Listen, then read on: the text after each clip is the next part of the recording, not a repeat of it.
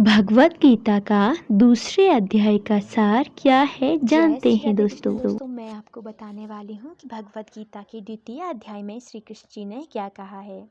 संजय बोले, उस प्रकार करुणा से व्याप्त और आंसुओं से पूर्ण तथा व्याकुल नेत्र वाले शोकयुक्त उस अर्जुन के प्रति भगवान मधुसूदन ने कहा। श्री भगवान बोले, हे अर्जुन, तुझे इस असमय में यह मोह किस हेतु प्राप्त हुआ है, क्योंकि ना तो यह श्रेष्ठ पुरुषों द्वारा आचरित है, ना ही स्वर्ग को देने वाला है और ना ही कीर्ति करने वाला है। इसीलिए हे अर्जुन, नपुंसकता को मत प्राप्त हो, तुझे यह उचित नहीं जान पड़ता। हे परम तप, हृदय की तुच्छ दुर्बलताओं को त्याग कर युद्ध में लड़ने के लिए खड़े हो जाओ। अर्जुन बोले, हे मधुसूदन, मैं रणभूमि में किसी प्रकार बाणों से भीष्म पितामह और द्रोणाचार्य के विरुद्ध लड़ूंगा, क्योंकि हे मधुसूदन, वो दोनों मेरे पूजनीय हैं।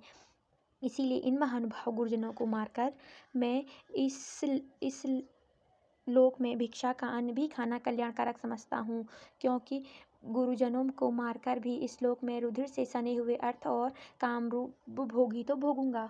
हम यह भी नहीं जानते हैं कि हमारे लिए युद्ध करना और ना करना, इन दोनों में से कौन सा श्रेष्ठ है, अथवा यह भी नहीं जानते हैं कि उन्हें हम जीतेंगे या वो हमें जीतेंगे। जिनको मारकर हम जीना भी नहीं चाहते, वे ही हमारे आत्मीय धृतराष्ट्र के पुत्र हमारे मुकाबले खड़े हैं। इसीलिए कायरता रूपी दोष से उपरहस्त में स्वभाव वाला और धर्म के विषय में मोहचित्त हुआ मैं आपसे पूछता हूँ कि जो साधन निश्चित कल्याणकारक हो वह मेरे लिए कहिए, क्योंकि मैं आपका शिष्य हूँ। इसीलिए आपके शरण हुए मुझको शिक्षा दीजिए, क्योंकि भूमि में निष्कृष्टम धन धान्य संपन्न राज्यों और देवताओं के स्वामी ने को प्राप्त होकर मैं भी उस उपयोग को नहीं देखता हूँ जो मेरी इंद्रियां सुख खाने वाली शोक को दूर करे। संजय बोले, हे राजन, निंद्रा को जीतने वाले अर्जुन अंतर्यामी श्री कृष्ण महाराज के प्रति इस प्रकार कहकर बोले, मैं युद्ध नहीं करूंगा और चुप हो गए। हे भगवान, हे भरतवंशीय धृतराष्ट्र अंतर्यामी श्री कृष्ण महाराज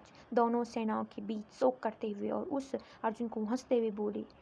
श्री भगवान बोले कि अर्जुन, तू ना तो शोक करने योग्य मनुष्य के लिए शोक करता है और पंडितों के समान वचन बोलता है, परंतु जिनके प्राण चले गए हैं उनके लिए और जिनके प्राण नहीं गए हैं उनके लिए कि पंडित जन शोक नहीं करा करते। ना तो ऐसा है कि मैं किसी काल में नहीं था, तू नहीं था, ये राजा लोग नहीं थे, ना तो ऐसा है कि हम आगे होंगे ही नहीं। जैसे जीवात्मा इस देह में बालकपन, जवानी और वृद्धावस्था होती है, वैसे ही अन्य शारीरिक प्राप्तियां हैं। उस विषय में धीर पुरुष मोहित नहीं होते। हे कुंती पुत्र, सर्दी, गर्मी और सुख दुख देने वाले इंद्रिय और विषयों के संयोग को उत्पत्ति विनाशील और अनित्य है। इसीलिए हे भरत, उनको तू सहन कर, क्योंकि हे पुरुषेष्ठ, दुख सुखों को समान समझने वाली जिस धीर पुरुष को ये इंद्रियों और विषयों के संयोग व्याकुल नहीं करते, वह मोक्ष योग्य है। अतः वस्तुओं की तो असत वस्तु मतलब असत्य की वस्तु की सत्ता नहीं होती और सत्य का अभाव नहीं है कहीं भी। इस प्रकार इन दोनों तत्वों को तत्वज्ञानी पुरुष द्वारा देखा गया है। नाश रहित तो तू उनको जान, जिससे यह संपूर्ण जगत दृश्य व्याप्त है और इस अविनाशी विनाश करने का समर्थन नहीं है। यह नाश रहित अप्रिय अनित्य जीवात्मा में यह शरीर नाशवान कहे जाते हैं। इसलिए भरतवंशी, तू युद्ध कर। सब इस आत्मा को मरने वाली समझते हैं, तब जो मरा मानता है वे दोनों नहीं जानते, क्योंकि यह आत्मा वास्तव में ना तो किसी को मारता है और ना ही मरता है।